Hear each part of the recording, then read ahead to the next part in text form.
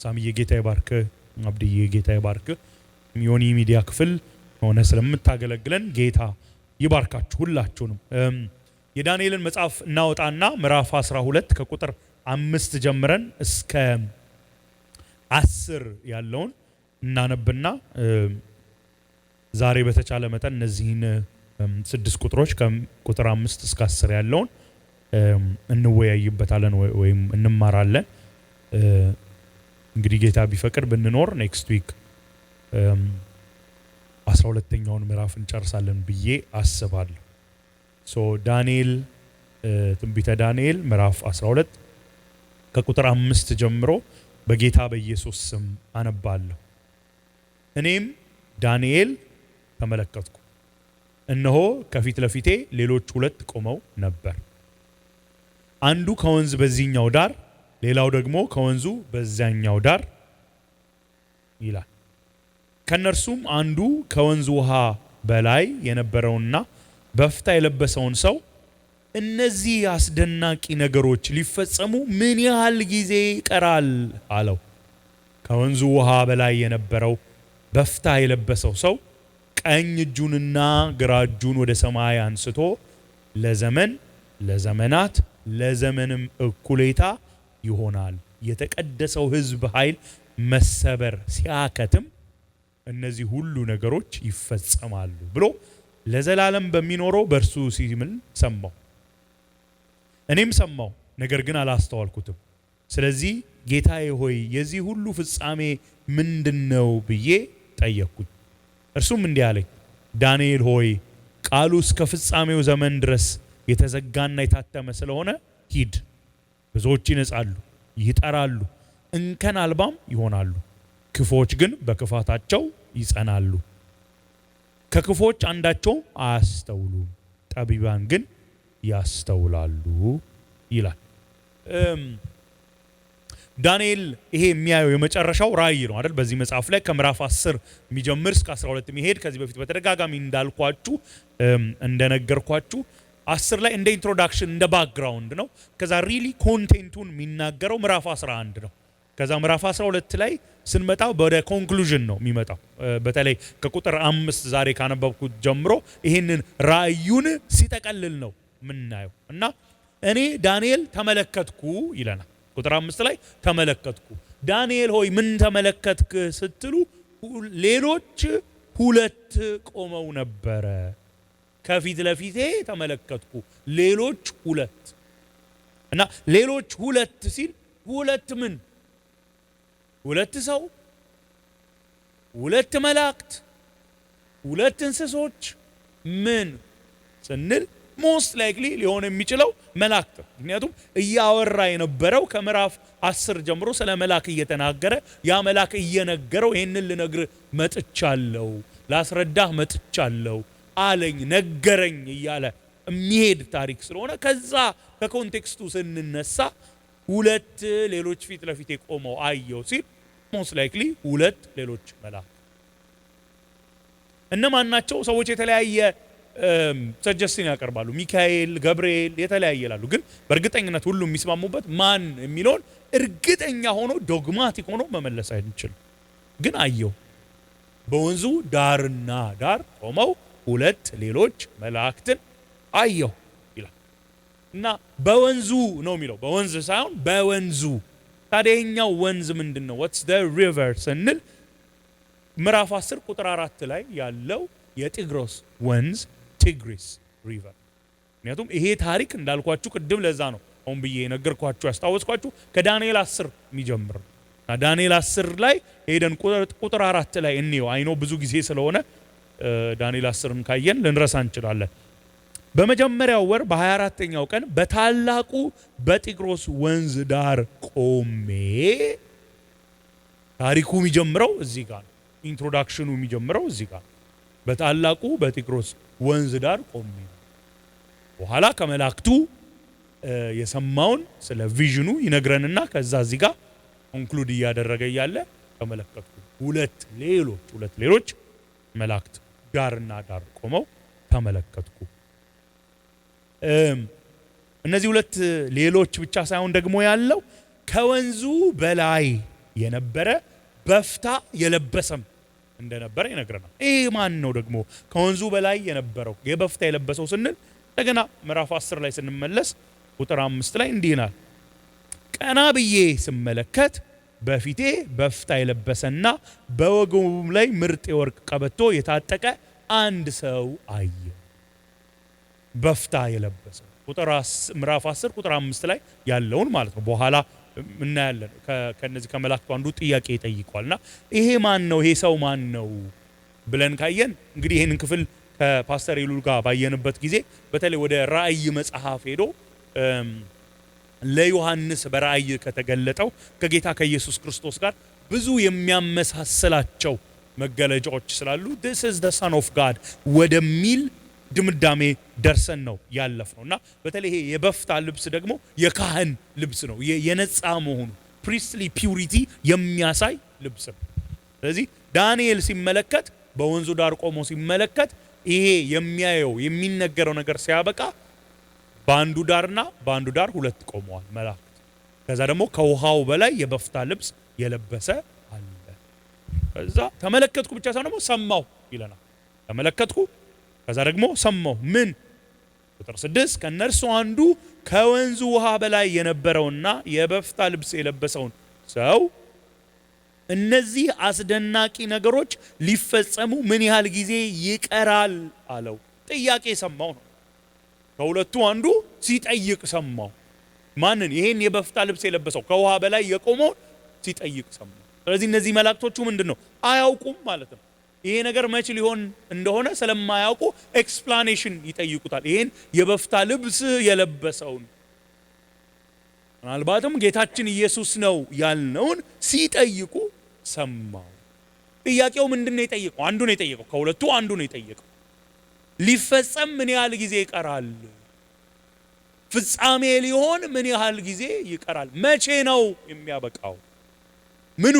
እነዚህ አስደናቂ ነገሮች በአዲሱ ትርጉም፣ በቀደመው ትርጉም ደግሞ እነዚህ ድንቅ ነገሮች ሊፈጸሙ ሊሆኑ ምን ያህል ጊዜ ነው የቀረው ብሎ ሲጠይቅ እናያለን። አስደናቂ እኔ መጀመሪያ ሳነብ እውነትም እኮ እነዚህ ነገሮች አስደናቂ ናቸው ድንቅ ናቸው ብዬ ነበር ያነበብኩትና እውነትም እኮ ገኖች አስደናቂ አይደለም ብዬ ልሰብካችሁ ነበር ተዘጋጅቼ የመጣው። ግን ጌታ ይመስገን አብሮ እኮ ማጣቀሻ መጽሐፎችን ኮሜንተሮችን ማንበብ የሚጠቅመው ለዚህ እና ሳነብ ምን ይላል? እኔንም ከስተት ሲጠብቀኝ ጌታ እናንተንም ተሳስቼ ከማሳሳት ሲጠብቅ ይሄ የአድናቆት ቃል አይደለም ነሰሰሪ አስደናቂ ድንቅ። አሁን እኛ አስደናቂ ድንቅ ስንል ፖዚቲቭ የሆነ ነገር ነው አይደል? ምርጥ የሆነ ነገር አሪፍ የሆነ ነገር ነው። ግን ይሄ ቃል በዳንኤል ምዕራፍ 8 ቁጥር 24 እና በዳንኤል ምዕራፍ 11 ቁጥር 36 ላይ በሂብሩ የተጻፈበት ቃል እንትን ነው። ይሄ ሩት ወርዱ ስሩ ተመሳሳይ ነው ይሉና ሐሳቡ ይሄ ከፖዚቲቭ ነገር ዋው አስገራሚ ነው ከሚል ሳይሆን ከኔጌቲቭ ሳይድ ነው። ይሄ በተለይ አንታይ ክራይስቱ እንዴት በትቢት በአሮጋንስ ይሰራና ይናገር እንደነበር የሚያሳይ ነው። አንዳንዴ ይገርማል ትሉ የለ ብላችሁ አታውቁም እናንተ? እኔ ብያቃል ይገርማል የምትሉት ፖዚቲቭ ነገሩን ብቻ ነው እንዴ? ዋው ይገርም ዋውን እሺ ላሰጠው ዋው ጨመር ይገርማል ስትሉ እኮ ፖዚቲቭ ነገር ብቻ አይደለም ጥሩ ነገር ብቻ ሳይሆን አንዳንዴ ደግሞ መሆን የሌለበት ሰው ማድረግ የሌለበት መናገር የሌለበት ሲለው ይገርማል እንዴት እንዲህ ይላል እንዴት እንዲህ ያስባል እንላለን አይደል? ስለዚህ እዚህ ጋር እነዚህ አስደናቂ ነገሮች እነዚህ ድንቅ ነገሮች ሲል ዋው እነዚህ ገራሚ ነገሮች እነዚህ ደስ የሚሉ ነገሮች ከሚል ሳይሆን በተለይ ከመከራው ጋር የተገናኘ አይደል? ካያችሁ እኮ ስለ ጦርነት ነው ታሪኩ። በደቡብና በሰሜኑ መካከል ያለው ጦርነት ከዛ በኋላ ደግሞ ጭራሽ አልፎ መጥቶ ደግሞ በእስራኤል ላይ መከራ ሲመጣ ታላቅ መከራ ከዚህ በፊት ሆኖ ማያውቅ ወደፊትም የማይሆን ታላቅ መከራ ይሆናል እያለ ሁሉ ጨምሮ ነው የሚነግረን።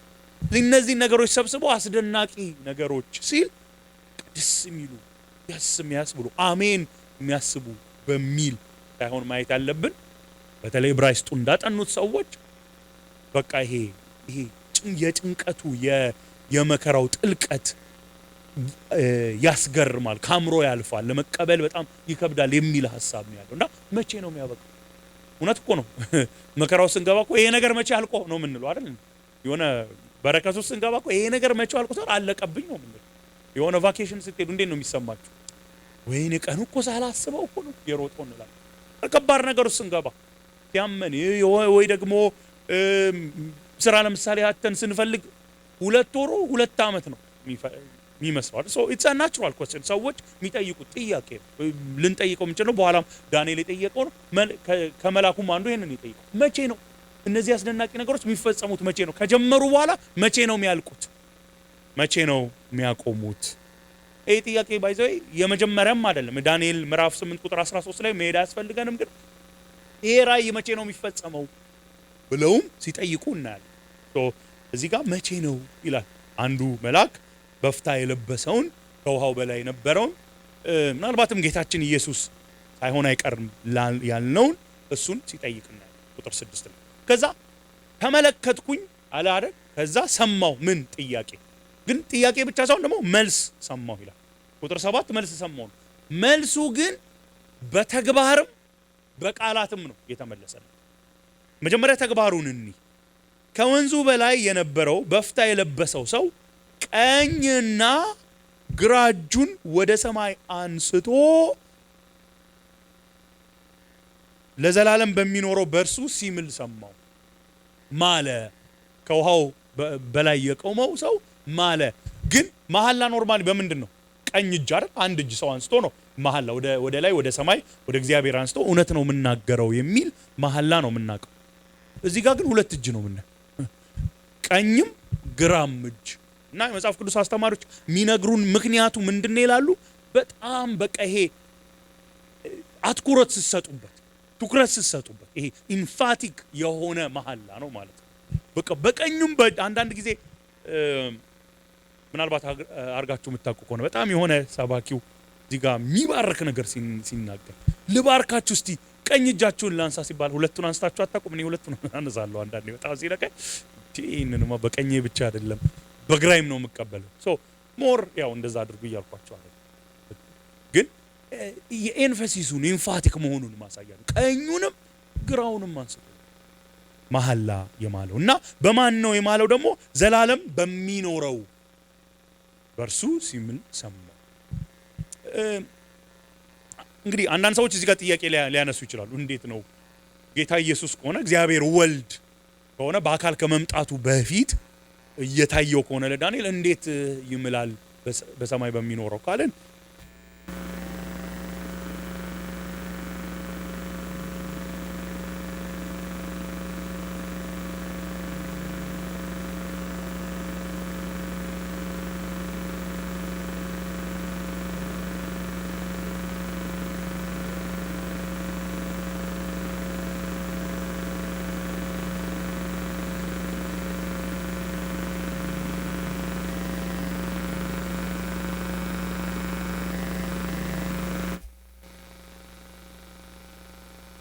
ላይ ቁጥር 8 እና 9 ያነሳንበት ክፍል ነው። ፓስተር ኢሉም ሲያስተምረን ያነሳነው ክፍል ላይ ነውና እዛ ዘዳግም 32:40 ላይ እግዚአብሔር አምላክም በራሱ ስም ሲምል እናያለን። እዚህ ይሄ ተሰምቶ ማያቅ ነገር አይደለም። እዚህ ጋር ዳንኤል ላይ የጀመረ ሐሳብ አይደለም። የእግዚአብሔር ወልድ መማል ሊያስገርመን አይገባም። ምክንያቱም ያህዌ ዘዳግም 32:40 ላይ በራሱ ስም ሲምል እናያለን። እና ተግባር መልስ ሰማል አይደል? አንደኛው በምንድን ነው? በተግባር ነው መልስ የሰማው። ቀኙንም ግራ እጁንም አንስቶ ምሎ እና በቃላት ደግሞ መልስ ይቀጥላል። የቃላት መልሱ ደግሞ እንመልከተው። ለዘመናት ለዘመንም እኩሌታ ይሆናል። ምኑ? ጥያቄውን እንደገና ላስታውሳችሁ። እነዚህ አስደናቂ ነገሮች ሊፈጸሙ ምን ያህል ጊዜ ይቀረዋል? መቼ ነው እነዚህ ነገሮች የሚፈጸሙት የሚያበቁት ሲባል ለዘመን ለዘመናትና ለዘመንም እኩሌታ ይሆናል ይላል። ይሄን ክፍል ታስታውሳላችሁ? ይሄ ዲስክሪፕሽን ትዝ ይላችኋል? ዘመን፣ ዘመናት፣ የዘመን እኩሌታ። ትንሽ ወደ ኋላ እንመለስ። ዳንኤል 7:25 ላይ እንዲህ ይላል። በልዑል ላይ የአመፅ ቃል ይናገራል፣ የልዑልንም ቅዱሳን ያስጨንቃል። ለበዓላት የተመደበውን ጊዜና ሕግን ለመለወጥ ይሞክራል። ቅዱሳንንም ለዘመን ለዘመናት ለዘመን እኩሌታም ለእርሱ አልፈው ይሰጣሉ። እዚህ ጋር ስለ አራተኛው አውሬ እያወራ ከሌሎቹ መንግስታት ሁሉ የተለየ ነው ብሎ 10 ቀንዶች ካለ በኋላ ከነሱ ውስጥ 3 ነገስታት ካለ በኋላ ነው ስለ አንታይ ክራይስቱ ሲናገር ያመጻን ቃል ይናገራል። ብላስፌሚ ያስጨንቃል ቅዱሳንን። ከዛ ጊዜንና ዘመንን ለመለወጥ ይሞክራል አይደል? የተመደበለትን ጊዜንና ህግን ለመለወጥ ይሞክራል። ጊዜንና ዘመናት የሚቀይር ማን ነው? እግዚአብሔር ነው አይደል? ዳንኤል 2 ላይ ተዝዳችኋል። ዳንኤል ሲጸልይ አይደል? ጊዜን ዘመንን የሚለውጥ ማን ነው? እግዚአብሔር ነው ይላል። እዚህ ጋር ደግሞ ይሄ አንታይ ክራይስት ይሞክራል ይላል። ይሞክራል የተመደበውን ጊዜና ህግን ለመለወጥ ይሞክራል። ከዛ ቅዱሳን ለሱ ተላልፎ ይሰጣሉ። ለምን ያህል ጊዜ? ለዘመን፣ ለዘመናት፣ ለዘመን እኩሌታ። ዘመን፣ ዘመናት፣ ዘመናት እኩሌታ ወይም የዘመን እኩሌታ ይላል። እና ይህንን አንዳንድ ሰዎች ምን ብለው ይፈቱታል? 3 ዓመት ተኩል። ዘመን ሚለውን 1 ዓመት፣ ዘመናት ሚለውን 2 ዓመት። 1 ሲደመር 2 ከባድ ጥያቄ ልጠይቃችሁ ስንት ነው? 3። ከዛ ደግሞ የዘመን እኩሌታ ግማሽ ነው 3.5 years ብለው ይፈቱታል። አንዳንድ የመጽሐፍ ቅዱስ አስተማሪዎች በተለይ ምዕራፍ 9 ቁጥር 27 ላይ ስንሄድ እዚሁ ላይ ዳንኤል መጽሐፍ 9:27 ላይ አለቃው ከብዙዎች ጋር ለአንድ ሱባኤ ቃል ኪዳኑን ያጸናል። ለስንት ሱባኤ? ለአንድ ሱባኤ። ሱባኤ በተለይ በ7 ብዙዎቹ በ7 ዓመት ነው አይደለም የሚፈቱት። እና ሱባኤውም እኩሌታ መስዋዕትንና ቁርባንን ማቅረብን ያስቀራል። ሱባኤ 7 ዓመት ነው ካለን የሱባኤ እኩሌታ ስንት ነው? 3 ዓመት ነው አይደል? ስለዚህ እዚህ ጋር ምንድነው የሚለው? አለቃው አንታይ ክራይስት ከብዙዎች ጋር ኪዳን ይገባል፣ ኮቨነንት ይገባል። ከዛ በኋላ መሀል ላይ ግን የ7ቱ ዓመት መሀል ላይ ግን ምን ያደርጋል? ያፈርሳል ኪዳኑ። የ7 ዓመት ግማሽ ስንት ነው? 3.5 3 ዓመት ተኩል። ስለዚህ ይሄንን ተነስተው ይሄ የሚያሳየው በኋላ ምዕራፍ 12 ላይ አሁን እንዳየነው ይሄ ፍጻሜ የሚሆነው ለዘመን ለዘመናትና ለዘመን እኩሌታ የሚለው 3 ዓመት ተኩል ነው። በተለይ ከግሬት ትሪቡሌሽን ጋር አገናኝቶት። ምክንያቱም ምዕራፍ 12 ላይ ቁጥር 1 ላይ መንግስታት ከተመሰረተበት ጊዜ ጀምሮ እስከዚያ ዘመን ድረስ ታይቶ የማይታወቅ ታላቅ የመከራ ጊዜ ይሆናል ከሚለው ጋር አገናኝተው ይሄ የሚያሳየው ግሬት ትሪቡሌሽን 3 ዓመት ተኩል ይላል። ብዙዎች ይሄንን የዛን ያህል ደግሞ አይ ይሄ ሊትራሊ 3 ዓመት ተኩል አይደለም፣ ሲምቦሊክ ነው፣ ምልክት ነው፣ ምልክታዊ አገላለጽ ነው የሚያሳየው።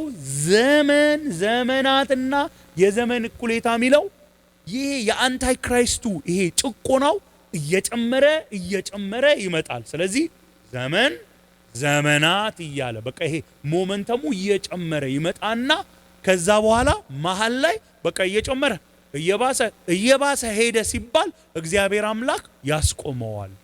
እዚህ ዘመን ዘመናት እያለ ምንድነው የምትጠብቁት? ዘመናት እያለ ይላል ስትሉ ዘመን ዘመናት ብሎ የዘመን እኩሌታ ላይ ያበቃል።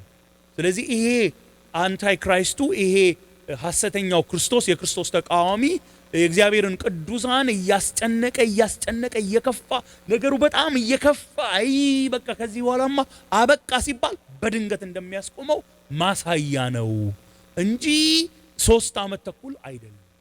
ሊትራሊ 3 ዓመት ተኩል አይደለም የሚሉ ደግሞ ብዙ የመጽሐፍ ቅዱስ አስተማሪዎች አሉ። ሊበራል የሆኑትን አይደለም ተከሰላ ይሄ የዳንኤል መጽሐፍ ኢንስፓየርድ አይደለም ከተፈጸመ በኋላ ነው የሚሉትን ሳይሆን በጥንቃቄ እግዚአብሔር ቃል ሃንድል የሚያረጉ ግሩፖች እንደዛ ደግሞ የሚፈቱት አሉ። የትኛውን እንያዝ? ብዙ ሰው እርግጥ የ3 ዓመት ተኩሉን ነው የሚይዘው። 3 ዓመት ተኩሉን ቅድም እንዳልካችሁ ምዕራፍ 7ን 9ን ሄዶ 3 ዓመት ተኩል ነው ግሬት ትሪቡሌሽን መሀል ላይ ነው ብሎ ብዙ ሰው ይይዛል። ግን ዞሮ ዋናው ሐሳቡ 3 ዓመት ተኩል የምንበል ነገሩ እየከፋ ደሞ አሳያቸዋል። እንደዛ ሊያስብል የሚችል ኢንተርፕሪቴሽን ለምን እንደሚመጣ የሚቀጥለው ስቴትመንት ይነግረናል። እየከፋ ይመጣና በድንገት እግዚአብሔር ያስቆመዋልም እንበል። ዋናው ሐሳብ ግን እግዚአብሔር የመደበለት ጊዜ አለ። እግዚአብሔር ከመደበለት ጊዜ ግን አያልፍም። 3 ዓመት ተኩልም በሉት እየከፋ ሄዶ በድንገት እግዚአብሔር ያስቆመዋልም በሉት ግን ይሄ ወቅት ይሄ ጊዜ እግዚአብሔር የመደበለት ነው። ከመደበለት ጊዜ አያልፍም። አንታይ ክራይስቱ የክርስቶስ ተቃዋሚ የፈለገ ያህል ቅዱሳንን ቢያሳድድ መከራ ቢያመጣ እግዚአብሔር ከመደበለት ዘመን ግን ፈቀቅ አያልፍም የሚለው ግን ሁላችንን ያስማማ። ስለዚህ መቼ ነው የሚያበቃው? እየማለ ምን አለ ለዘመን ለዘመናትና ለዘመን እኩሌታ ካለው በኋላ ከዛ ደግሞ ይቀጥላል ቁጥር 7 ላይ የተቀደሰው ሕዝብ ኃይል መሰበር ሲያከትም፣ የተቀደሰው ሕዝብ ኃይል መበተን በተጨረሰ ጊዜ ሻተርድ በሆነ ጊዜ ይለናል። የቀደመው ትርጉም ላይ ደግሞ ሐሳቡ ምንድነው? ኢቭል ይሄ ክፋት በቃ ማድረግ የሚችለውን ሁሉ ካደረገ በኋላ once evil has done the worst የሰዎች ተስፋ ከተቆረጠ በኋላ በቃ ከዚህ በኋላማ አበቃለ፣ በቃ ይሄ የክርስቶስ ተቃዋሚ አሸነፈ ካለ በኋላ የቅዱሳን ኃይል በቃ ከተሰበረ በኋላ ካበቃ በኋላ ከዚህ በኋላ ምንም የቀረ የለም ከተባለ በኋላ ድነት በማይመስል ጊዜ ይመጣል። በቃ በቃ በተባለበት ጊዜ ዴሊቨራንስ ይመጣል። አሁን ይህንንም ሐሳብ ይዘው ነው አንዱ ዘመን ዘመናት የዘመን እኩሌታ የሚለው በቃ ነገር እየከፋ የጨለማ የአመጽ ኃይሎች የመጨረሻውን ክፋት አደረጉ በኋላ አይ በቃ በቃልን ሲባል ያን ጊዜ እግዚአብሔር በድንገት ይገለጣል። በቃ የሰው ኃይል ሲያበቃ ማረግ ቅዱሳን የሚችሉትን ያህል ካደረጉ በኋላ መቃወም የሚችሉትን ያህል ከተቃወሙ በኋላ መጣር የሚችሉትን ያህል ከጣሩ በኋላ ሂውማንሊ ፖሲብል የሆነው ነገር ሁሉ ተደርጎ አበቃ፣ የክርስቶስ ተቃዋሚው አሸነፈ፣ በቃኛ ሻተርድ ሆንን ሲሉ ያበቃል። ያን ጊዜ ይሄ መከራ ይሄ ስደት ያበቃል። ያኔ የጌታ ማዳን የመጨረሻው ማዳኑ። በነገራችን ላይ ከትንሽ አፕሊኬሽን ልጀምር ነው ወደ ትልቁ። በህይወታችንም እኮ እንደዚህ ነው አይደል? አንዳንዴ ያጋጥማችሁ በቃ ጨረስኩኝ ስትሉ በቃ የኔ ነገር አበቃ፣ ማድረግ የምችለውን አድርጌያለሁ። ሐኪሞች ማድረግ የሚችሉትን አድርገዋል። ሰዎች ጠቢባን ማድረግ የሚችሉ መካሪዎች ማድረግ የሚችሉት ስንል እግዚአብሔር ይገለጣል። አጋጥማችሁ አቅም አንዳንድ ትዳሮች በቃ በቃላቸው፣ በቃ አማካሪም ካውንስለር ጋር ሄዱ፣ ፓስተሩ ጋር ሄዱ፣ የሆነ ምድር በቃ ሲባል እግዚአብሔር ደግሞ ይጀምራል። አንዳንዴ ታመን በተደጋጋሚ ሐኪሞች ጋር ሄደን በቃ ብለን አበቃ ስንል እግዚአብሔር ደግሞ ይጀምራል። ለምን ስንል ይሄን ያደረገው እርሱ ብቻ እንደሆነ እንዲታወቅ። አንዳንደኛ ሰዎች ብዙ ጊዜ ሳናስብም ይሆን አስበን ክሬዲት ከጌታ ጋር ለመካፈል እንሞክራለን። ተባብረን አደረግን፣ ተባብረን ነፃ ወጣን፣ ተባብረን ፈወስን፣ ተባብረን መፍትሄ አመጣን እንዳንል ሲያደርግ ጌታ አንዳንዴ ምን ያደርጋል? ነገሩ እስኪያበቃ ሰው የሚያደርግ የሚችለውን ያህል እስኪያደርግ ይጠብቅና አበቃ ሲባል ያኔ ጌታ ይጀምራል። ከዛ የሚያደርግበት ጊዜ አለ። አልዓዛር ትዝ አይላችሁም? አልዓዛር እኮ ታሟል ተብሎ እኮ ሲነገረው መሄድ ይችል ነበር አይደል? እንደ ታመመ ሲሰማ ስለሚወደው ቆየ ይላል። አይ እዚህ ጋማ ጸሐፊው ተሳስቷል ነው የምትሉት። ስለሚወደው እንዴት ይቆያል? ስለሚወደው ሄደ ነው እኔ ማቀው አይደል? እናንተ የሆነ የምትወዱ ሰው ቢታመም አረ ስለምወደው ልቆይ ነው እንዴ? አረ ስለምወደው ልሂድ ቆየ። ግን ለምንድን ነው የቆየው ስትሉ እስከዛ ጊዜ ድረስ ጌታ ኢየሱስ የታመመውን ሲፈውስ እያየን፣ የጴጥሮስን አማች ሲፈውስ፣ የተለያዩ ነገሮች ሲፈውስ እያየን፣ እዛ ጋ ግን ምን አየ? የሞተው 4 ቀን የፈጀው ሬሳ አልዓዛር ሆይ ና ውጣ ብሎ አስወጣው። ይሄን ነገር ከዚህ በፊት ተናግሬያለሁ። እንደገና ደስ ስለሚለኝ ልንገራችሁ። እንኳንም አልዓዛር ሆይ አለ ነው የሚሉት የመጽሐፍ ቅዱስ አስተማሪዎች። ለምን ዝም ብሎ ና ውጣ ቢል እንዳለ ሙት ከመቃብር ይወጣ ነበረ። አልዓዛር ብሎ ስፔሲፋይ ስላደረገ ነው ይላሉና አያግሪ የጌታችንን ኃይል ግን ይነግረኛል። በእውነት የሞተ እኮ ይሰማ እንዴ? ቆይ በየት ሀገር ነው የሞተ እናንተን ድምጽ የሚሰማ አይደል እንዴ? የሞተ ይሰማል እንዴ? የሞተ እኮ አይሰማ። አንዱ እኮ ሞቷል እኮ በቃ ብትጠሩት አይሰማ። ምንም ብትሉት እንደውም አንድ ሰውዬ ጠይቀዋል። ዋት ካን ዴድ ማን ዱ ሲል ስቲንክ ብሏል አይደል? በቃ የሞተ ሰው ሊያደርግ የሚችለው መሽተት ነው። እና እንደዛ አይደል የተባለው እኮ በቃ አሁን እኮ አራቀኑ ይሸታል ሲባል አይ ጠራው ጌታችን እንደዚህ ኃያል ነው። እኔ በጣም ደስ ይለኛል። ሙታን እንኳን ድምፁን ይሰማሉ። በጣም ከሚያስገርመኝ ነገር ስለ ጌታ ኢየሱስ ክርስቶስ አንዱ ነው። ሙታን ድምፁን ይሰማሉ። ባህር ድምፁን ይሰማል። እኔ በጣም ነው የሚገርመኝ። ባህሩን ወጀቡን ጸጥ በል ብሎ ገሰጸው፣ አናገረው እኮ ነው የሚለን። ከዛ ልክ እንደታዘዘው እሱ ደግሞ አደረገ ይላል። ጸጥ እና ተገረሙ እኮ አብረውት እኮ ሲያስተምር የተለያየ ነገር ሲያደርግ ያዩት ራሱ ምን አሉ?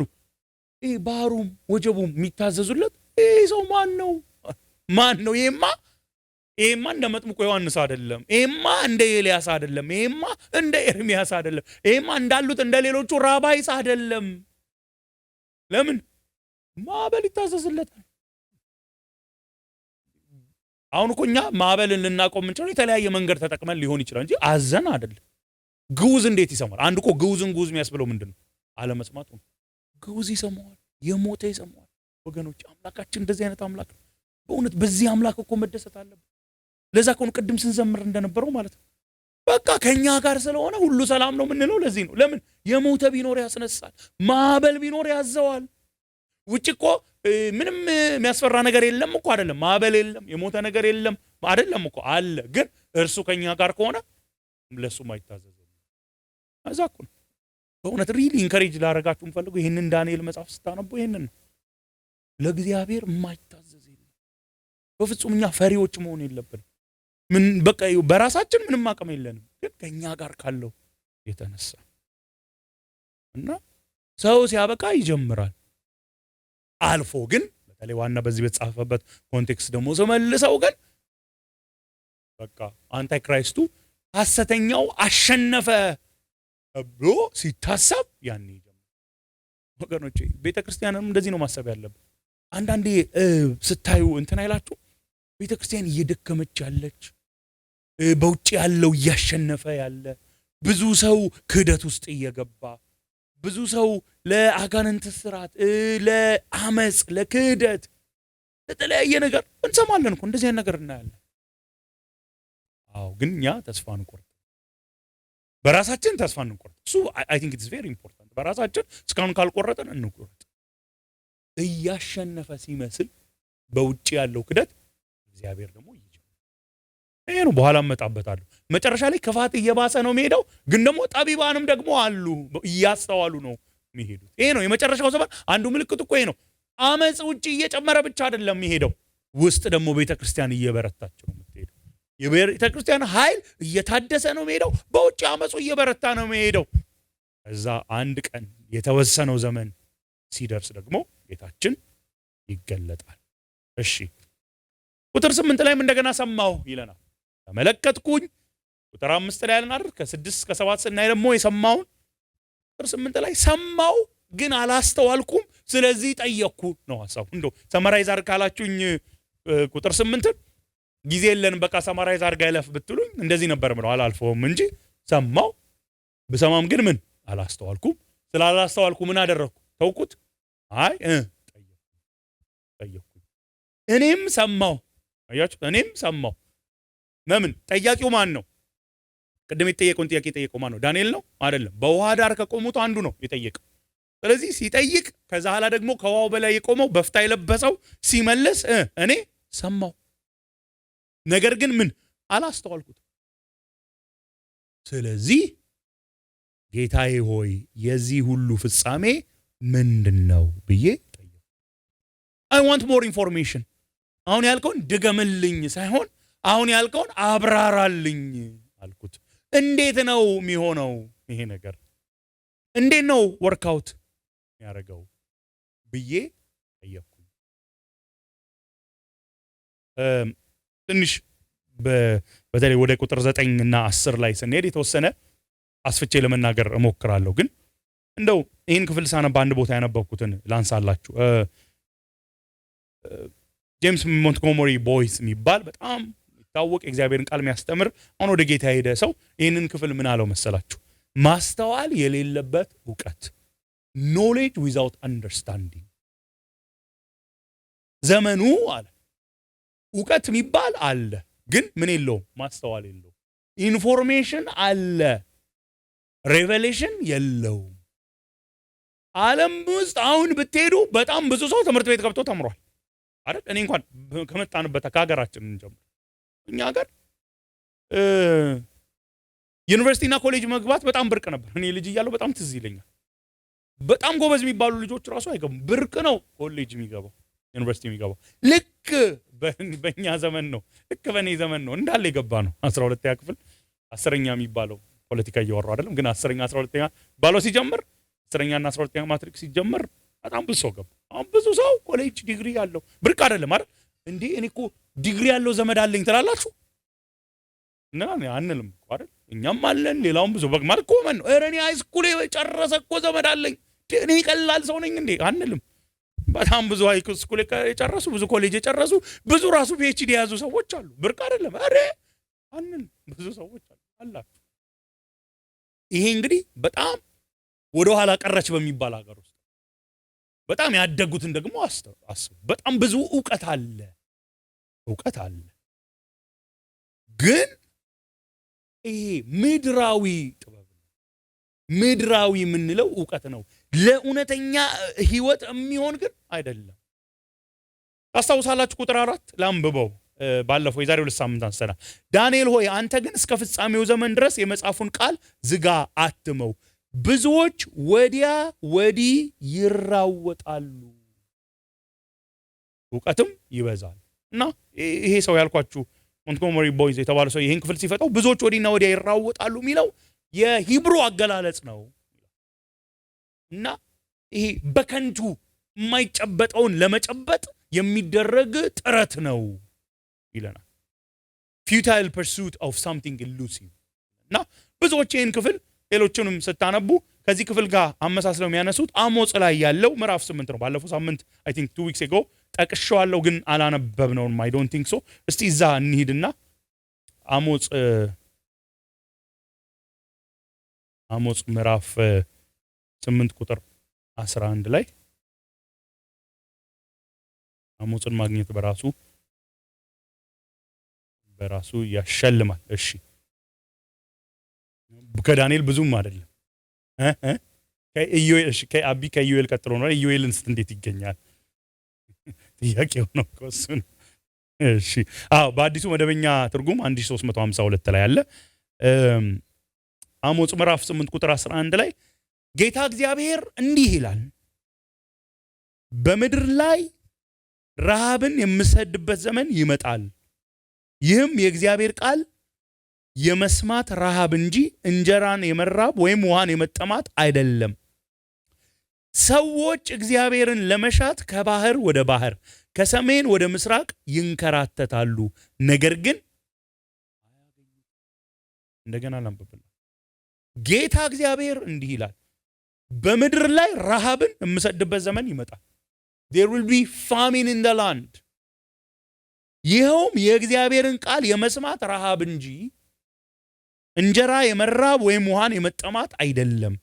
ሰዎች እግዚአብሔርን ለመሻት ከባህር ወደ ባህር ከሰሜን ወደ ምስራቅ ይንከራተታሉ፣ ነገር ግን አያገኙትም። the worst famine ይሄ ነው የምለው። ከሁሉ አስከፊው ረሃብ ይሄ ነው ወገን። አንድ መጽሐፍ አለ famine in the land የሚል በተለይ ለሰባኪዎች የተጻፈ መጽሐፍ አለና የእግዚአብሔርን ቃል አስተምሩ በሚል ሐሳብ ነው ይሄንን አንስቶ ነው ረሃብ ሰዳለው ይላል። እና ግን ረሃቡ ይሄ ጉድለቱ እጥረቱ ውሃ አይደለም፣ የሚበላ አይደለም፣ የሚጠጣ አይደለም፣ የእግዚአብሔር ቃል ነው። አይ ወንደር ምን ያህሎቻችንን ወይኔ የማይከፋው ነው የማያደርስ ምንለው ወይስ ሪአክሽናቸው እኔ እኮ ደግሞ ረሃብ ሲለኝ እኮ በቃ ምግብና የሚጠጣ ነገር መስሎኝ ነበረ ይሆን ሪአክሽናቸው? I hope it's not። እርግጠኛ ነኝ ለዓለም ግን የሚያሳስባት ይሄ ነው። ረሃብ ሲባል የመጨረሻው ክፉ የሚበላ የሚጠጣ of course ጥሩ ነገር አይደለም። ጌታ ሆይ ረሃብ ላክብን እንትን ምግብ እንጣ የሚጠጣ እንጣ ብላችሁ አልጸለያችሁም ዛሬ? እርግጠኛ ነኝ አይደል? እንደውም ስንበላ ምንበላውን ምንጠጣውን ስለሰጠን እናመሰግናለን አይደል? ለሌሎችም መስጠት እንድንችል እርዳን ብለን ነው የምንጸልየው ብዬ አስባለሁ። ካልሆነ እንደዛ ብለን እንጸልይ። ረሃብ እልካለሁ የእግዚአብሔር ቃል የመስማት ረሃብ፣ ይሄ ሃንገር እግዚአብሔርን መራብ አይደለም። እሱ ፖዚቲቭ ነገር በቃ እግዚአብሔር ቃል የማይሰማበት ዘመን ይመጣል። ግን እኮ ሰዎች እግዚአብሔርን ፍለጋ ከባህር ወደ ባህር ከሰሜን ወደ ምስራቅ ይንከራተታሉ፣ ግን አያገኙትም። እግዚአብሔርን ለመሻት ዳንኤል ያን ዘመን ከዚህ ጋር የሚገናኝ ነው የሚናገረው ነገር። ሰዎች ይራወጣሉ። አሁን እኮ በዚህ ዘመን ብዙ ሰዎች አምላክ የሚባለውን ፍለጋ እኮ ይራወጣሉ። ብዙ ሃይማኖቶች እኮ አሉ። በዚህ ዘመን እኮ የሃይማኖት እጥረት የለም። በጣም ብዙ ሃይማኖት አለ። አገኘው የሚሉ አሉ። በቃ ተሯርጬ አገኘው የሚሉ አሉ። ግን እውነተኛውን እግዚአብሔር ብቸኛውን አምላክ አይደለም ያገኘው። እና ይሄ ያልኳችሁ ሞንትጎመሪ ቦይስ ምን ይላል?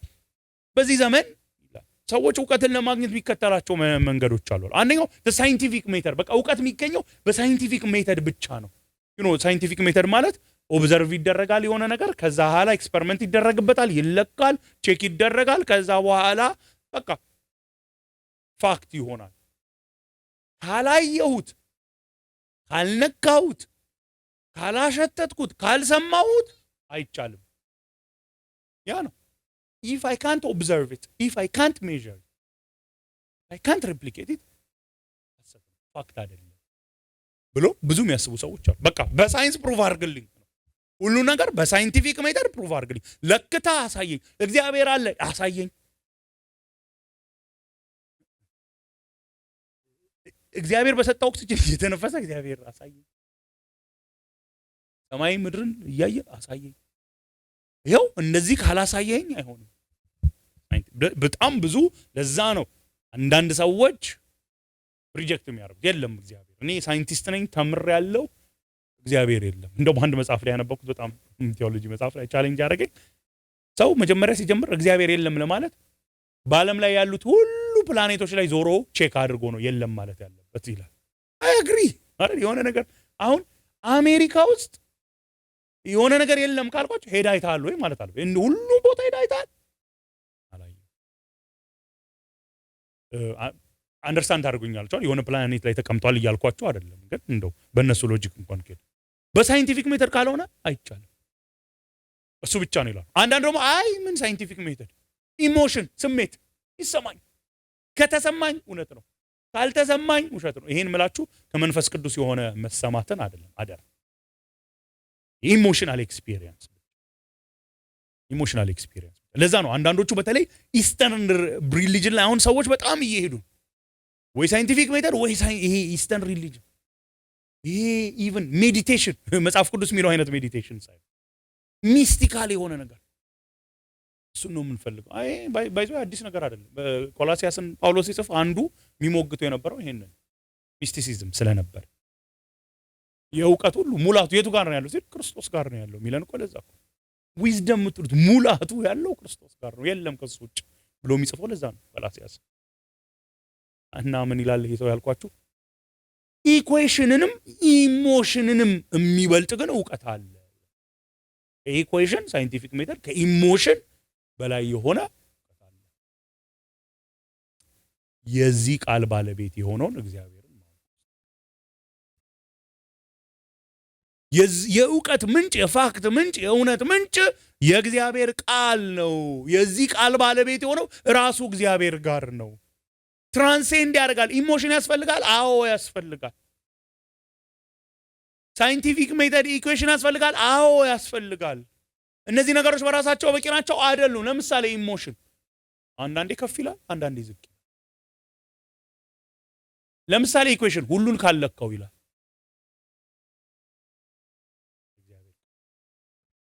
እንደውም አንዳንድ የመጽሐፍ ቅዱስ አስተማሪዎች መንፈሳዊ ነገር ሱፕራ ራሽናል ነው ይላሉ። ኢራሽናል አይደለም። ራሽናል ማለት ምክንያታዊ የሆነ ትክክለኛ የሆነ ነገር፣ ሎጂካል የሆነ ነገር ነው። እና አንዳንዴ ሳናስበው ምን እንላለን? አይ መንፈሳዊ ነገር እኮ ኢራሽናል ነው። ኖ ኢራሽናል አይደለም። ኢራሽናል ማለት ተቃራኒ፣ ተቀባይነት የሌለው የማይሆን ነገር ማለት ነው። ሱፕራ ራሽናል ምን ማለት ነው? ያልፋል። የሰውን አእምሮ ያልፋል። የሰውን ሪዝን ያልፋል። አለበለዚያ ወገኖች እግዚአብሔርን በእኛ ኢኩዌሽን የምንጨርሰው ከሆነ እኛ ተረድተን የምንጨርሰው ከሆነ ምን እንደሚሆን ተቃል እኩያችን። ከዛ እንዴት ነው የምናመልከው? እኩያችን እኛ ጋር እኩል የሆነውን እንዴት ነው የምናመልከው? እንዴት ነው በፍርሃት በመንቀጥቀጥ በትህትና በፊቱ ምን ሆነው? እንዴት ነው በሱ ምህረት ፍቅር የምንገረመው? እንዴት ነው በእኩያችን ተማምነን ቅድም እንደዘመርነው ከኔ ጋር ነው አልፈራም የምንለው? እግዚአብሔር እኩያችን አይደለም። እግዚአብሔር ከአእምሮ በላይ ነው፣ የሚያልፍ ነው። በኢኩዌሽን ልናስቀምጠው የምንችለው አይደለም። በአእምሮአችን ተጠበን ደርሰንበት የምንጨርሰው አይደለም። የእውነት የእግዚአብሔርን ቃል ያጠኑ ሰዎች የፈለገውን ያህል ቢያጠኑ የሚረዱት ነገር እግዚአብሔር ታውቋል። ኢተርኒቲ እኮ የሚያስደስተው ለዚህ ነው ወገኖች። አሁን አንዳንድ ሰው ምን ይላል መሰላችሁ? ኢተርኒቲ ቦሪንግ የሚሆን ይመስለዋል። እንዴ ቆይ እዛ ሄደን ስንዘምር ነው ምንኖረው። ከዛ እሑድ ጠዋት ኤክስፒሪየንሱን ያስባል። እንዴ አንዳንዴ እዚህ 45 ደቂቃ የሚዘመር ከሆነ 1 ሰዓት የዘመርን ቀን የሚደክመን ትዝ ይላል። ኧረ ለዘላለም ይህንን ላድርግ ነው። አይ መቼም ያው ከሲሆን ይሻላል መቼም ሰዓት ውስጥ ከመጣ ይሁን እስቲ በሚል ነው የምንወስደው ወገኖቼ። እግዚአብሔርን ማምለክ እንደዛ አይደለም። ራእይ ምዕራፍ 4 እዚህ ይላችኋል። ቀንና ሌሊት አያቋርጡ አይደል? አያቋርጡ፣ አይደክሙ። ምን እያሉ? ቅዱስ ቅዱስ ቅዱስ እያሉ ኤንጀሊክ ቢንግስ አያቆሙ፣ አይደክሙም፣ አይሰለቹም። የእግዚአብሔር ግሎሪ ወገኖች ኤክስፒሪየንስ አድርገ ነው ሚያልቅ አይደለም፣ ሚሰለች አይደለም፣ በፍጹም ሚሰለች አይደለም። አንድ ነገር በእርግጠኝነት ልንገራችሁ፣ በደንብ አሹር ላርጋችሁ፣ heaven is not going to be boring። በፍጹም ቦሪንግ አይደለም። አንዳንድ ሰው እንደዛ ነው፣ it's going to be boring and it's better than suffering ብለን ነው የምንወስደው። አይ ቲንክ ለዛም ይመስለኛል ኤክሳይትድ ማን ነው የጌታ ኢየሱስ መምጣት ስናስብ አንዱ ምክንያት እሱ ይመስለኛል። ብቸኛ ባይሆኑ ኤክሳይትድ እንዳንሆን የሚያደርግ የሆነ ቦሪንግ አክቲቪቲ ሪሊጂየስ አክቲቪቲ ውስጥ ምን ገባ ስለሚመስለን ይሆን? የለመድናቸው ሰርቪሶች ቤተክርስቲያን መጣን የለመድናቸው ሰርቪሶች ጋር አመሳስለ ነው ይሆን? በ3 ሰዓት እንዲከሰለቸኝማ ከደከመኝማ ኢኖል ኢተርኒቲ እንዴት ልሆን ነው ብለን ይሆን? it's not going to be like that። እንኳን በሰማይ በምድር እንኳን ያሉ ሰዎች ሪሊ ከጌታ ጋር ኢንካውንተር ሲያደርጉ አይሰለቻቸው። በጣም አንዳንድ ጊዜ እኮ የምንነካባቸው ሞመንቶች ባላቆመ እኮ ነው ምን መጽሐፍ ቅዱስ ላይ ሄደን እናንባ። የሆነ ሲሰለቹ ሲደክማቸው አይደለም የምታየው፣ በአክብሮት በፍርሃት በመደነቅ ሲወድቁ ነው የምናየው እኮ። ወደኩኝ ነው እኮ የምናነበው እኮ። ዮሐንስ ወደኩ ይላል፣ ኢሳይያስ ተደፋው ነው የሚለው። ሂስ ፕሬዘንስ ያ ቅምሻ ነው ወገኖች። ኢን ኢተርኒቲ ያለው ጆይ ምንም ሊገለጽ ይችላል። በዚህ ኤክሳይትድ ነው። we not going to a boring place። እንደው ከመቃጠል ይሻላል ከእሳትስ ከትልስ ይሻላል የምንልበት ቦታ አይደለም የምንሄደው በፍጹም። ፊቱን ነው የምናየው። እንደዛ እኮ ነው የሚለው። እርሱ ከእነርሱ ጋር ይኖራል። he's gonna dwell among them። እነርሱ ጋር ይኖራል። አምላካቸው ሆነው እነሱ ህዝቡ ሆነው በዙፋኑ ዙሪያ ይኖራሉ። amazing። እዛ ዳንኤል ይጠይቃል፣ በቃ እንዴት ነው የሚሆነው ይሄን ነገር? እንደገና መልስ ይሰጠዋል። ቁጥር 9 እና 10 እሱን አይተን አፕሊኬሽን ትንሽ ተናግሬ ጨርሳለሁ። እርሱም እንዲህ አለኝ፣ በፍታ የለበሰው ዳንኤል ሆይ ቃሉስ ከፍጻሜው ዘመን ድረስ የተዘጋና የታተመ ስለሆነ ምን ሂድ ቀጥል፣ ህይወትን ቀጥል። ልታውቅ የሚገባህ ተነግሮሃል፣ ተጽፏል። go on with your life, with your business። ቃሉ የተጠበቀ ነው። ምክንያቱም እዩት ምንድነው የሚለው? ቃሉ እስከ ፍጻሜው ዘመን ድረስ የተዘጋና የታተመ ስለሆነ ባለፈው የዛሬው 2 ሳምንት ይሄን ተናግሬያለሁ። ከቁጥር 4 ተነስቼ ፕሪዘርቭ ተደርጓል፣ ፕሮቴክት ተደርጓል ቃሉ አንድ። ሁለተኛ ደግሞ ከጊዜ ጋር አብሮ እየተገለጠ ይመጣል። እግዚአብሔር በታሪክ ውስጥ እየፈጸመው ይሄ ቪዥን ለሚያነቡት እየጠራ እየታወቀ ይመጣል። እግዚአብሔር ባለው ጊዜ ይሆናል፣ አይዘገይም፣ አይቀድምም። አንተ ግን ቀጥል፣ ኑሮን ቀጥል፣ በታማኝነት መኖርህን ቀጥል፣ እየጸለይክ መኖርህን ቀጥል፣ ትዕግስትህን ቀጥል። እንደዛ አይደል ዳንኤል እስካሁን ያየነው? እንደዛ ሲኖር ነው ቀጥለው። ይሄ በስንፍና ኑሮ በቸልተኝነት ኑሮ አይደለም። ሂድ ቀጥል ሲለው እንደዛ አይደለም። እስካሁን ተኖሮ የነበረው የዳንኤል ምሳሌ የሚሆን ኑሮ ነው። የሚጸልይ ሰው ነው። ከመጸለይና ካልጸለይክ ደግሞ አንበሳ ጉድጓድ መጣል አለ። ስለዚህ ምን ታደርጋለህ? አለመጸለይ ነው ወይስ አንበሳ ጉድጓድ መጣል ነው የሚከፋው? አለመጸለይ። በጣም ነው የሚገርመኝ ዳኔ። እኔ ነግራቸዋለሁ ይሄን ክፍል ከዚህ በፊት ሳስተምር። አይ ጌታ ሆይ ልቤን ታውቃለህ፣ 1 ወር አይደል በቃ በርክኬ እንትን ብዬ ባልጸልይም ታውቃለህ ነው የምልህ። አይ ደግሞ ዘመኑ የጸጋ ነው። ደግሞ ምን ጸልዬ አይደል የዳንኩት? በደንብ አሪፍ ቴዎሎጂ ይሰራል። ጸልዬ አይደል የዳንኩት? በክርስቶስ ስራ ነው የዳንኩት። እውነት እኮ ነው አይደል? የዳነው በክርስቶስ ስራ ነው። የሆነ ጸሎት አይደል ያዳነ። እንደው ስላልጸለያችሁ ብሎ ደግሞ ጌታ በቃ ድነታችሁን ሰርዣለሁ አይል ብዬ ነው እንትን። ዳንኤል ግን አይ አምላኬ ጋር ህብረት ማድረግን ከማቆም፣ ፌሎሺፕ ከማቆም፣ ኮሚኒየን ከማቆም ልጣ ቀጥል፣ ኑር፣ በታማኝነት ኑር፣ በጽድቅ መኖርን ቀጥል። አንተ ልታውቅ የሚገባ አሁን ተነግሮሃል። ወደፊት እየጠራ ወገኖቼ የእግዚአብሔር ቃል ራሱ ሲነግረን ዘዳግም 29:9 ላይ ሚስጥር የሆነው ለእግዚአብሔር ነው፣ የተገለጠው ደግሞ ለእኛና ለልጆቻችን ነው እንታዘዘው ዘንድ ይላል። አሁን ብዙ ጊዜ ሰው ከመጽሐፍ ቅዱስ ጋር በተያያዘ ምን ላይ እንደሚያጠፋ ታውቃላችሁ? ያልተጻፈውን ሲፈልግ። ያልተጻፈ ስንፈልግ ጊዜያችን። መጽሐፍ ቅዱስ ግን በግልጥ እኮ የነገረን ነገር አለ። ሙሴ ለእስራኤላውያን የነገራቸው እዚህ ጋር ማምጥተውልናል። ሚስጥሩ ለአምላካችን ነው፣ ለእግዚአብሔር ነው የተገለጠው። የዚህ ሕግ መጽሐፍ ግን ለእኛና ለልጆቻችን ምን እንድናደርገው እንታዘዘው እናደርግ ዘንድ። የእኛ ሪስፖንሲቢሊቲ እዚህ ጋር የተጻፈውን ጌታ መንፈስ ቅዱስ ሆይ ግለጥልን ብለን እያጠናን በመንፈስ ቅዱስ ኃይል መታዘዝ።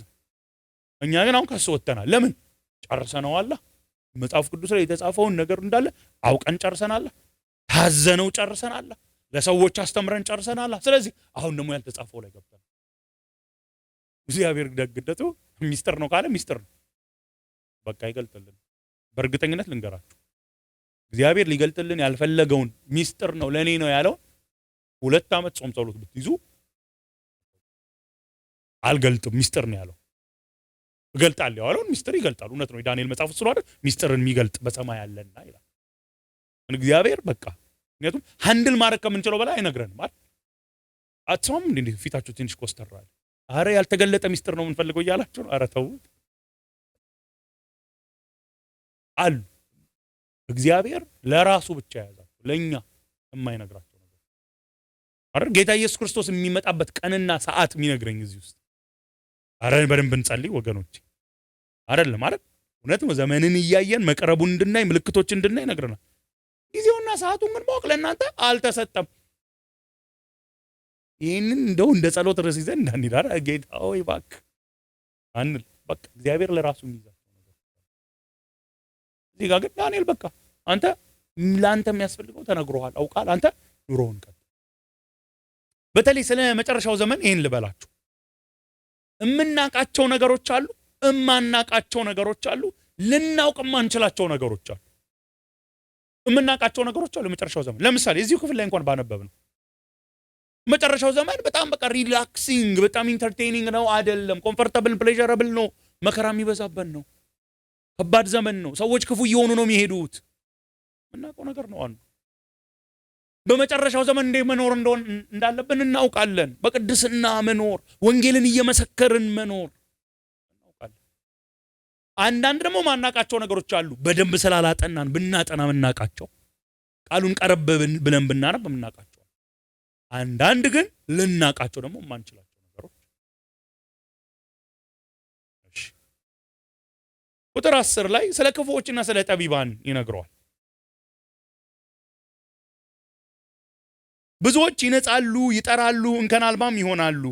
ክፉዎች ግን በክፋታቸው ይጸናሉ። ከክፉዎች አንዳንዶቹ አያስተውሉም፣ ጠቢባን ግን ያስተውላሉ። ክፉዎች ይላል መጀመሪያ ካቴጎሪ፣ ከጠቢባን በፊት ክፉዎችን በክፋታቸው ይጸናሉ። ልባቸው ምን እየሆነ ነው? እየደነደነ ነው የሚሄደው። ሃርድኒንግ ኦፍ ሃርት ይቀጥላል። እንደው ምን ይላል? እየጸኑ ነው የሚሄዱት። አያስተውሉም። አንደኛ ቆሮንቶስ ምዕራፍ 2 ቁጥር 14 ላይ ጊዜ ሲኖራቸው አንብቡት። አንደኛ ቆሮንቶስ 2:14 ላይ መንፈሳዊ ያልሆነው ሰው፣ ስጋዊ ተፈጥሯዊ የሆነው ሰው መንፈሳዊ ነገር ምን ይሆን? አይገባውም። እንደው ምን ይመስለዋል? ሞኝነት ይመስለዋል። ሞኝነት ይመስለዋል። to the natural man መንፈሳዊ ነገር ሞኝነት። እውነት እኮ ነው። የመስቀሉ ቃል ሞኝነት ነው የሚመስላቸው። ወንጌል ሞኝነት ነው የሚመስላቸው። እንደው እናንተ አሁን አምላክ ሰው ሆኖ መስቀል ላይ ሞቶ ከዛ ከሞት ተነስቶ በሱ ዳንኩ ከዛ ይመጣል ከሱ ጋር ዘላለም እኖራለሁ ብለህ ታስባለህ? ለብዙ ሰው መንፈስ ቅዱስ ካላበራል ይሄ ሞኝነት። በክፋታቸው ይጸናሉ። እንደው ይሄን ክፍል ላንብብላችሁ። አይ ነው ጊዜው ሄዷል፣ ግን እንግዲህ ቢሄድም እንዳይሄድ ማድረግ ስለማልችል እሺ። ራእይ 9:17 በጣም ስለሚገርመኝ ነው ይሄ ክፍል። ራእይ 9:17 እንዲህ ይላል፣ በራእዩ ያየኋቸው ፈረሶችና በላያቸው የተቀመጡትን ይህን ይመስሉ ነበር። ጥሩራቸው እንደ እሳት ቀይ፣ እንደ ያክንት ሰማያዊና እንደ ዲን ቢጫ ነበር። የፈረሶቹ ራስ የአንበሶችን ራስ ይመስል ነበር። ከአፋቸው እሳትና ጢስ ዲንም ይወጣ ነበር። ከአፋቸው በወጡት በሶስቱ መቅሰፎች ማለትም ሶስት መቅሰፊው በእሳት በጢሱና በዲኑ 1/3 የሰው ዘር ተገደለ። ምክንያቱም የፈረሶቹ ኃይል በአፋቸውና በጅራታቸው ላይ ነበር። ጅራታቸውም እባብ ይመስል ነበር። ራስ ስላላቸው ጉዳት የሚያደርሱትም በእርሱ ነበር ይልና ይሄን ነው የምፈልገው። ከቁጥር 20 በኋላ እንግዲህ አስከፊ ነው። 1/3 ሞቷል። በእነዚህ መቅሰፍቶች ሳይገደሉ የቀሩት ሰዎች አሁንም ከእጃቸው ስራ ንስሐ ገቡ። አጋንንትንም እንዲሁ ማየት ወይም መስማት ወይም መሄድ የማይችሉትን ከወርቅ ከብር ከናስ ከድንጋይና ከእንጨት የተሰሩትን ጣዖቶችን ማምለክን አልተው። ደግሞም ከነፍስ ግድያቸው ከጥንቆላ ስራቸው ከዝሙት ርኩሰታቸው ወይም ከስርቆት ተግባራቸው ንስሐ አልገቡ። 1/3 ኦፍ ሂውማን ራይትስ ጠፋ ይለናል ራእይ። እንደርስበት ዘመኑን እናያለን። ጠፋ 1/3። ከዛስ የቀሩት በቃ ንስሐ ገቡ። አይመስለንም? አንዳንዴ እግዚአብሔር አምላክ የሆነ ነገር ልኮ እንደው አይምሰል። መንፈስ ቅዱስ ካላበራል ሰው ታምር ስላየ በመከራ ስላለፈ በምቾት ስላለፈ አይቀየር። 1/3 ሞተ ይልና ሰው ግን ንስሐ አልገባም። አጋንንት ማምለክ አላቆሙ። ጣዖት ማምለክ አላቆሙ። መግደል፣ ዝሙት መፈጸም፣ መስረቅ አላቆሙ። ስለመጨረሻው ዘመን ሲነግረን ይሄን ነው። በክፋታቸው ይጸናሉ፣ አንዳችም አያስተውሉ። ክፎች ጠቢባንስ? ጠቢባን ያስተውላሉ። እንደውም አንዳንድ ሰዎች የሚሉት ዘመኑ በሄደ ቁጥር ይሄ ትንቢት የበለጠ እየተገለጠላቸው ይመጣል። ምክንያቱም ሪሜምበር ይሄን ነገር የዛሬ 2 ሳምንት ብያችሁ የለ። አሁን እኮ እኛ ዳንኤል ከተናገረ ከ2000 ወደ 500 ምናምን ዓመት በኋላ ነው እያነበብን ያለን። ብዙዎቹ ነገሮች ተፈጽመዋል አይደል? በተለይ ከቁጥር ምዕራፍ 11 ቁጥር 36 በፊት ያሉት ተፈጽመዋል አይደል? በሰሜኑና በደቡብ ይያል አሌክሳንደር ዘግሬት መጥቶ ሄዷል። ከዛ ላይ የነበሩት ግሪክ በሰሜንና በደቡብ ተከፍለው በሶሪያና በግብጽ ሆኖ ይሄ ሁሉ ሆኗል። አንቲዮኮስ ኤጲፋነስ መጥቷል። አሁን እያስተዋለ ሰው እያስተዋለ የእግዚአብሔርን ቃል የሚያነብ ከሆነ ቅድም በአሞጽ ላይ እንደተጠቀሰው ወደዚህ ወደዛ የሚሉ ወደ እግዚአብሔር ቃል የማይሄዱ ሳይሆን እግዚአብሔርን ቃል የሚያነቡ ሰዎች ብዙ ነገር የተፈጸሙት የተገለጡ ነገር በተለይ ከአንታይ ክራይስቱ ጋር ደግሞ ያለው ገና ስቲል ክሊር አይደለም። ግን ጠቢባን እያስተውላሉ። እሱ ብቻ ሳይሆን ደግሞ ምን ይሆኑ ይላሉ ይላል እየነጹ እየጠሩ ፒውሪፋይድ እየሆኑ ይሄዳሉ በመከራ ውስጥ። አይገርምም? ይሄ ክፍል እኮ ስለ መከራ ነው የሚያወራው። ይሄ እኮ በጣም የሚያስደስት አሜን የሚያስብል አይደለም። ግን በዛ ውስጥ እግዚአብሔር ምን ያደርጋቸዋል? ያነጻቸዋል፣ ያጠራቸዋል፣ እንከን አልባ ያደርጋቸዋል። ወገኖቼ ሮሜ 8:28 እና 29 ትሩ በህይወታችን የሚመጡ ነገሮች በራሳቸው በጎ ናቸው ሁሉም እያለ አይደል። እግዚአብሔር ግን እነዛን ነገሮች ተጠቅሞ ለበጎ ያደርጓል። ብዙ ጊዜ የሚመስለን በጎ ልንገራችሁ። የሆነ መስሪያ ቤት ምሰራ ከሆነ ያለ ምክንያት አባረሩ። ከዛ የሆነ ሰው ይመጣና አይዞ እግዚአብሔርን ለበጎ ነው የሚያደርገው ሲለኝ ማስበው ምንድነው? ከዚህ የተሻለ ሳለሪ ያለ ስራ ውስጥ ገባለሁ። ምን ሮሜ 8:28 ኖት ነሰሰርሊ ማሚን ለእግዚአብሔር የሚሳነው ነገር የለም። አንድ ቦታ ስራ ብንወጣ የተሻለ ስራ ልናገኝ እንችላለን። ሹር ግን that's not what Romans 8:28 says። ምክንያቱም 29ን ሄደን ስናወራ የሚያወራው ከምን ጋር በተያዘ ነው? የክርስቶስን መልክ ከመምሰል ጋር። ለመሰላችሁ እንደዚህ አድርገን ምንፈታው በግልጽ ልናገር፣ እንደዚህ አድርገን ምንፈታው እኛ የምናስበው ኑሮን እዚህ ምድር ላይ እንደሚያልቅ የኛ የኑሮ እይታ ክርስቶስ ኢየሱስን ከመምሰል ጋር አይደለም እናገራኝ። that's not our goal in life. Our goal in life is pleasure, comfort. ምቾት ነው ለእኔ የህይወት ትርጉም ያለው ምቾት ነው። ምቾቴን የሚነሳ ነገር ሲመጣ ሌላ ምቾት የሚያመጣልኝ ይመጣል በሚል ነው የምፈታው። ሄርሜኔቲክስ እንደዛ ነው። ምክንያቱም የህይወት እይታዬ እሱ ነው። ስራ መስራት፣ ብዙ ገንዘብ ማግኘት፣ ማግባት፣ መውለድ ምድር ላይ የሚያልቅ መጽሐፍ ቅዱስ እንደሚያሳየን እግዚአብሔር ደግሞ ህይወትን ሲያይ እንደዛ አይደለም የሚያየው። የእሱን ግሎሪ ሪፍሌክት ከማድረግ አንጻር ክፉ ሆኖ አይደለም ባይዘው ለእኛም በረከታችን ክርስቶስን መምሰላችን። ባይዘው ክርስቲያን መሆን እኮ ሚዘረብል መሆን አይደለም። እንደውም እንደ ክርስቲያን ጆይፉል ሰው ሊኖር አይገባም።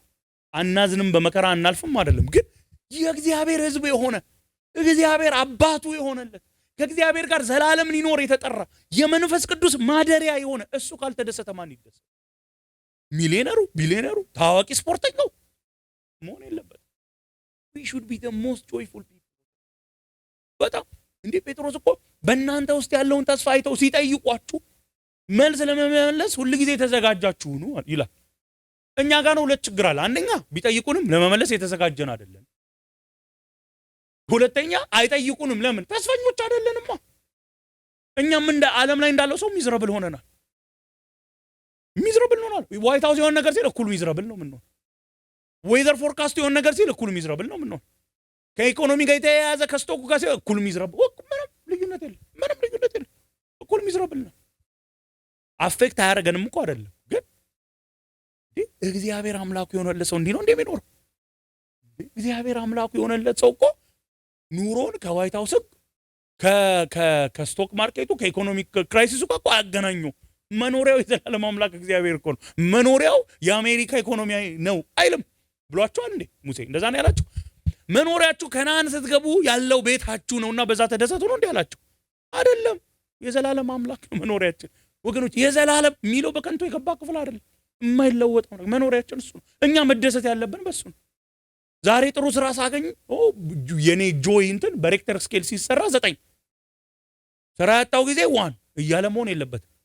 again don't get me wrong ሰው አያዝንም ማለት ሐዘን የሚባል ነገር በሰው ህይወት አይመጣም ማለት ግን ዲፕ ሲትድ የሆነ ጆይ ግን ሊነካ አይገባም፣ ሊቀማኝ አይገባም። ክርስቶስን የሚቀማኝ የለማ፣ ከክርስቶስ እጅ የሚያወጣኝ የለማ፣ ከእግዚአብሔር እጅ የሚያወጣኝ የለማ። ሮሜ 8 እኮ ሲጨርስ እንደዛ እኮ ነው የሚለው። ማን ነው የሚለየን? በክርስቶስ ኢየሱስ ካለው ከእግዚአብሔር ፍቅር። እኔ ለእግዚአብሔር ካለኝ ፍቅር አይደለም። እኔማ ከእግዚአብሔር ካለኝ ፍቅር ብዙ ነገር ይለኛል። እግዚአብሔር በክርስቶስ ኢየሱስ ለኔ ካለው ፍቅር የሚለየለ።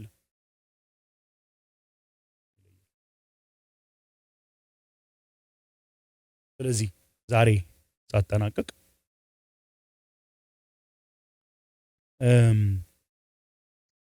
ብዙ አፕሊኬሽን ፖይንትስ ይዤ መጥቼ ነበር። ዛቱ እያየሁት 9 ሆነ። ቲንክ እስካሁን ያልኩት ይበቃል። ግን 1-2 ደቂቃ ልበልና ወደ ጸሎት እንሄዳለን። ዘመኑ እያበቃ ነው። ዘመኑ እየከፋ ነው። ክፍሉ እንደሚለን ክፉዎች በክፋታቸው እየጸኑ ባለማስተዋላቸው እየቀጠሉ ይሄዳሉ። እኛ ግን በክርስቶስ ኢየሱስ የምናምን ግን ያ አይደለም። እኛ ደስ በክፋት መጨመር አይደለም፣ ባለማስተዋል መብዛት አይደለም። መጨረሻው ዘመን ላይ ያለ ሰው እንደውም የጌታውን መምጣት በደጅ መሆኑን አውቆ የመንቃት ዘመን ነው። የደስታ ዘመን ነው። የተስፋ ዘመን ነው ወገኖቼ። በውጪ ጨለማ ሲሆን ተስፋ እንዳንቆርጥ፣ በውጪ ክደቱ ሲበዛ፣ ተቃውሞ ሲበዛ፣ ፐርሲኪዩሽኑ ሲበዛ የጌታችን መምጣት እንደቀረበ ማወቅ አለብን።